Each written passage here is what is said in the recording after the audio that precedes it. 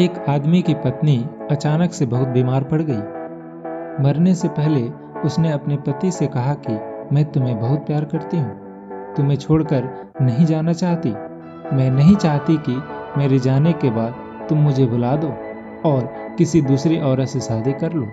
वादा करो कि मेरे मरने के बाद तुम किसी और से प्रेम नहीं करोगे, वरना मेरी आत्मा तुम्हें चैन से नहीं जीने देगी। और इतना कहकर वो चल बसी। उसके जाने के कुछ महीनों तक उस आदमी ने किसी दूसरी औरत की तरफ देखा तक नहीं था। पर एक दिन उसकी मुलाकात एक ऐसी लड़की से हुई जिसे वह चाहने लगा।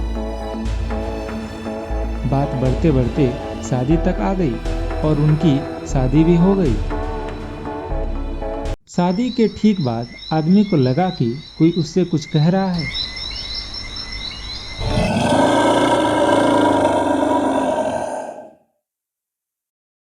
मुड़कर देखा तो उसकी पहली पत्नी की आत्मा थी।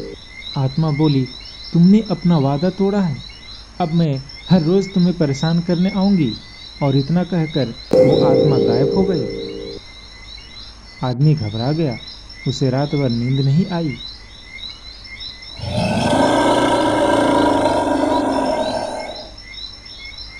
अगले दिन भी रात को उसे वही आवाज सुनाई दी, मैं तुम्हें चैन से नहीं जीने दूंगी।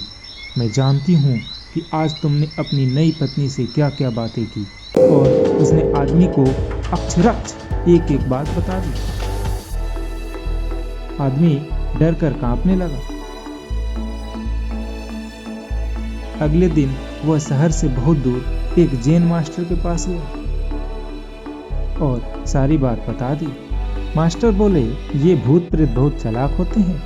बिल्कुल है, तभी तो मेरी एक एक बात उसे पता होती है। आदमी घबराते हुए बोला। मास्टर जी बोले, कोई बात नहीं, मेरे पास इसका भी इलाज है। इस बार जब तुम्हारी पत्नी का भूत आए तो मैं जैसा तुम्हें कहता हूँ तुम वैसा ही करना।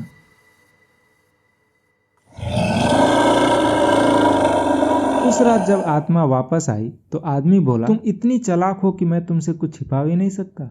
और जैसे कि तुम चाहती हो, मैं अपनी पत्नी को छोड़ने के लिए भी तैयार हूँ, पर उसके लिए तुम्हें एक प्रश्न का उत्तर देना होगा। और अगर तुम उत्तर ना दे पाई तो तुम्हें हमेशा हमेशा के लिए मेरा पीछा छोड़ना होगा।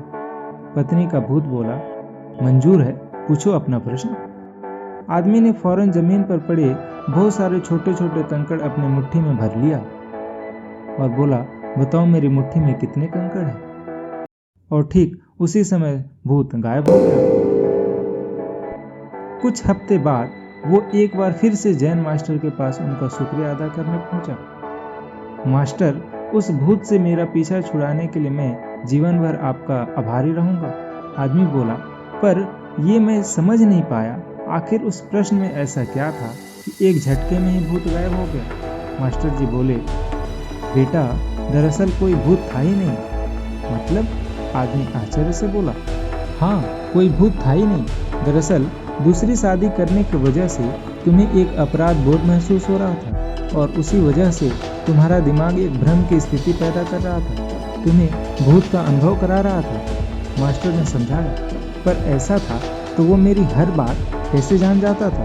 आदमी ने पूछा। मास्टर जी मुस्कुराए और बोले, क्योंकि वो तुम्हारा बनाया हुआ ही भूत था, इसीलिए जो कुछ तुम जानते थे वही वो भी जानता था। और यही कारण था कि मैंने तुम्हें वो कंकड़ वाला प्रश्न पूछने को कहा, क्योंकि मैं जानता था कि इसका उत्तर तुम्हें भी नहीं पता होगा और इसलिए भूत भी इसका उत्तर नहीं दे पाएगा और तुम्हें तुम्हारे दिमाग की ही उपज से छुटकारा मिल जाएगा। आदमी अब पूरी बात समझ चुका था। उसने एक बार फिर से मास्टर जी को धन्यवाद दिया और अपने घर को चला गया।